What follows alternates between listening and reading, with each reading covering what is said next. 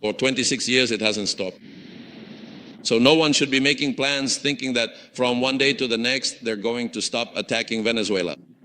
No. We must always prepare for the worst. If someone decides to call for invasions against our country, they are immediately accepting that they are excluding themselves from their obligations as a Venezuelan, whether man or woman. And the Venezuelan state reserves the right to take whatever actions it deems appropriate. An international diplomat whom they initially underestimated. So prolonged active resistance means just that, preparing ourselves, preparing even in the event that threats turn into real attacks. The country must keep functioning because that's part of our preparation. And we must be able to adapt. Where we have to fight, we fight, but where we have to produce, we produce. And this isn't meant to scare anyone. But the history of free peoples has never followed the easy path. Strengthen national unity. He called for people to join the ranks, but we will continue to be free. No one is going to subject us to any form of slavery, to none at all. They won't be able to. That the attacks will cease. But today, the internal enemy that we are dealing with is actually very divided, fragmented, and lacking in unity. Very discredited. What's left are just fragments of that internal enemy, of that internal adversary. It has been shown in every arena that they have been and are very corrupt, very corrupt. It has been shown, and they themselves have shown, that they hate each other. Perhaps they hate each other more than they hate us. Our people are ready to fight and to triumph. No one talks about the Aragua train anymore. No one talks about drug trafficking anymore. Now, what is openly debated in the highest spheres of the United States government is regime change.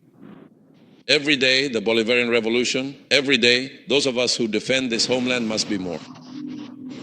The empire is not going to change.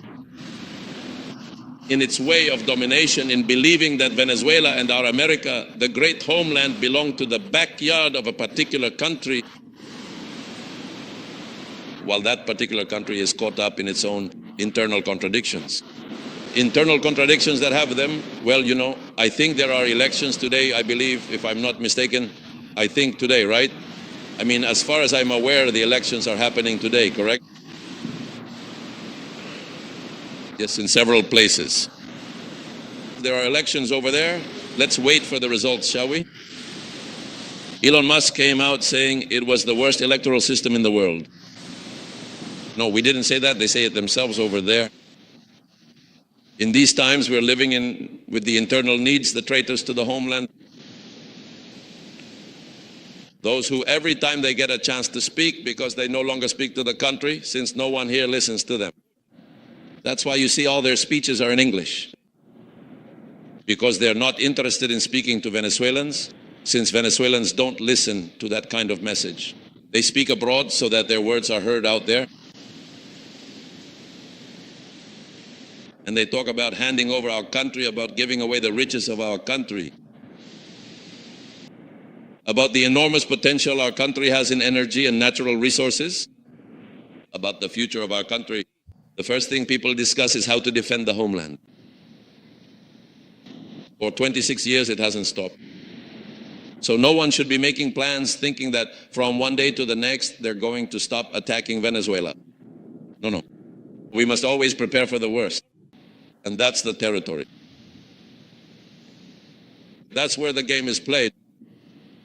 If someone decides to call for invasions against our country, they are immediately accepting that they are excluding themselves from their obligations as a Venezuelan, whether man or woman. And the Venezuelan state reserves the right to take whatever actions it deems appropriate. On the ground, in direct contact with our land, our sovereignty. Of course, we have to be careful. But when it comes to defending the homeland, anything goes except playing dumb.